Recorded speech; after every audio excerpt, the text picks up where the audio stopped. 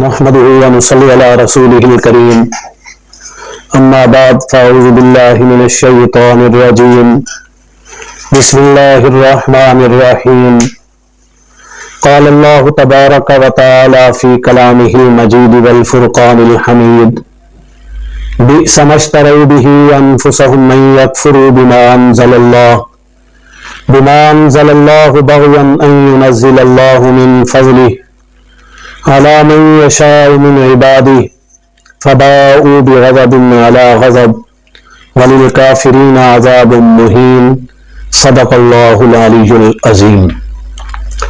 میرے واجب الاحترام سامعین،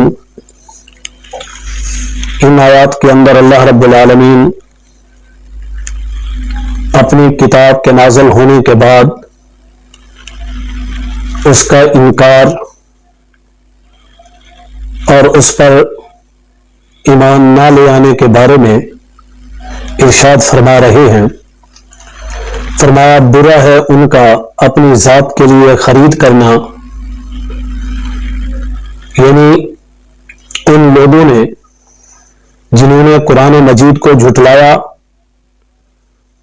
اس کے بدلے میں جو چیز لی، اس کے بدلے کے اندر جو چیز خریدی، برا کیا انہوں نے اپنی ذات کے لیے، اپنے فائدے کے لیے۔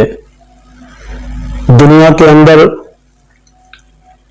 تھوڑا بہت نفع فائدہ حاصل ہو جائے گا، لیکن دینی حقیقی کامیابی، آخرت کی کامیابی انہیں حاصل نہیں ہوگی۔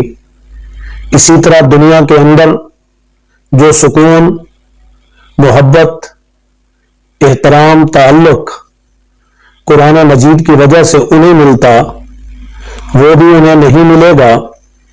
وجہ اس کی ایک ہی ہے، ان یکفروا، کہ انہوں نے اس کا انکار کیا۔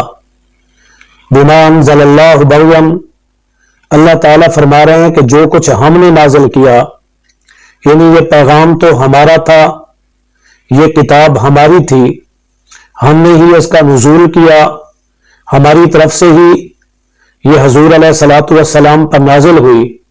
آپ نے جو پیغام دیا، آپ نے جو بات کی، وہ بات اللہ ہی کی تھی۔ آپ نے اپنی طرف سے، اپنی ذات کی طرف سے کوئی ایسی چیز نہیں بتائی، کوئی ایسی چیز ان کو نہیں سنائی کہ جس کے اوپر وہ سرکشی کرتے۔ فرمایا بغیا ان ینزل اللہ من فضلی، انہوں نے یہ سرکشی کی فقط ایک ہی وجہ سے کہ اللہ تعالیٰ نے یہ کلام اس بندے پر کیوں نازل کیا، یہ کسی اور پر کیوں نہیں آیا؟ تو اللہ رب العالمین اس کے جواب میں فرما رہے ہیں ان ینزل اللہ من فضلی، اللہ تعالیٰ نے اس کو نازل کیا اپنے فضل کے ساتھ، اپنے بندے میں سے جس پر چاہا، یعنی اللہ تعالیٰ نے خود ہی انتخاب کیا۔ جتنے بھی پیغمبر آئے، ان پر جو بھی کتابیں نازل ہوئی، جو صحائف نازل ہوئے، جو احکام اور تعلیمات آئی، یہ سب اللہ تعالیٰ کی طرف سے ہیں۔ یہ کسی کے اپنے ذاتی خواہش اور چاہت پر نہیں، بلکہ اللہ نے جسے چاہا، اللہ نے جس پر نازل کیا، اللہ تعالیٰ نے جس کا انتخاب کیا، وہی اس کے مصداق ٹھہرے۔ تو فرما رہے ہیں کہ ہم نے حضور علیہ الصلوۃ والسلام پر اس کتاب کو نازل فرمایا، ہم نے ان کے اوپر اس کتاب کے تمام احکامات، تمام تعلیمات نازل فرمائی۔